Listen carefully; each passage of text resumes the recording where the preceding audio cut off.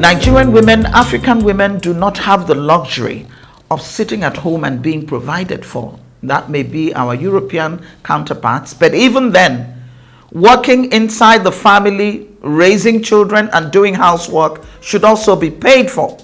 There are women hours that should be paid for. But let's get back to the Nigerian situation. We don't have the luxury of just sitting at home. So this country must begin to recognize the worth of the Nigerian women. Recently, we heard reports about statements that were made in the Senate, on the floor of the Senate, that Nigerian men, in order to help the women, should marry more than one wives. I'd like to say to our senators, that is not why we voted for you.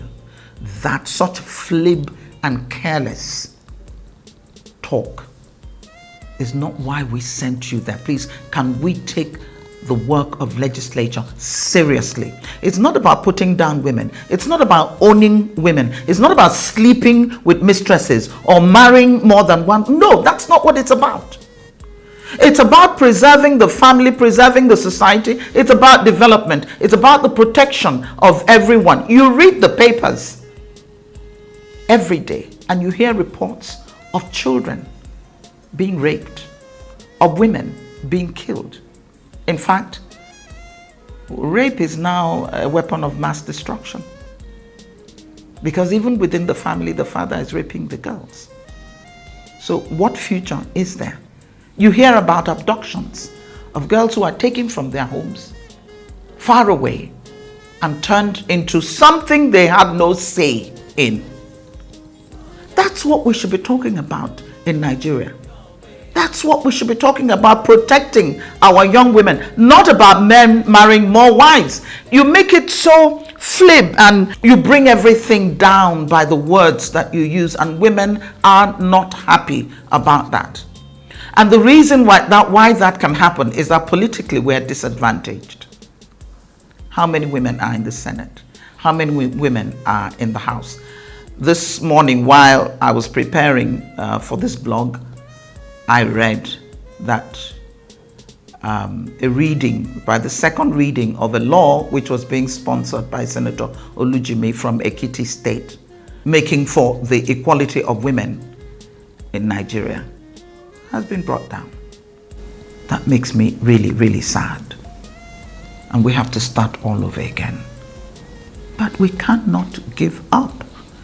This is a long battle, and women should gear up to fight it for the preservation of our families, for the preservation of the society, for the development of Nigeria. What do we do, considering the huge problem we have in front of us? Let's start with our leaders. Mr. President, you have to set the tone. Your language, even your body language. You have to encourage the women. You have to appoint more women. Women voted for you. And we don't make any apologies asking for these things. We're not begging for it. We consider that it is our right. It's not just Mr. President. I've just spoken about the Senate. I speak about the House. I speak about the governors. Appoint more women. And certainly, the wife of the president should be given a greater role to play in the life of Nigeria. She is, by the power of her position, she is a role model. She's somebody that Nigerian women look up to, someone who should speak for us.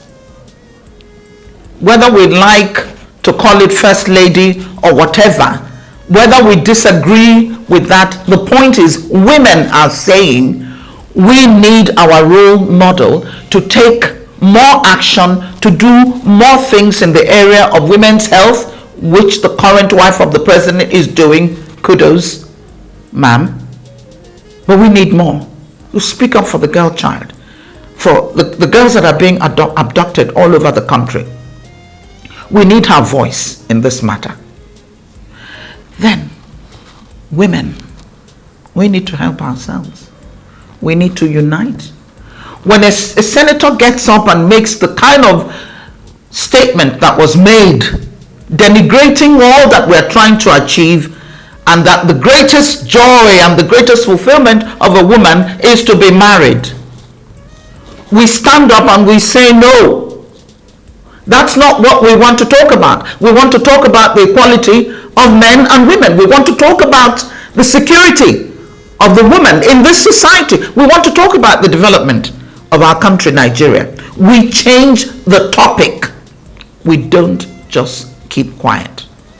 Then, as an individual, how do you perpetuate all that is being said about women? We are of the weaker sex. We deal with frivolities. We are not serious. We do not support women causes. So you must then make it a duty that in your personal life, you are not projecting this image that we are being tagged with, but that you show your sense of self-worth, your commitment to the development of your country in whatever field that you are. You do not have to rely on a man to do everything for you. You got two hands, you got a brain, you can work, you can earn a living, you can finish school if you're in a position to do that. And you can be financially independent. So when the man says boo, you say boo boo. I think women, you understand what I'm talking about. But the point is, women need to save the Nigerian society. And by the way, the political parties, we don't want women's wing anymore.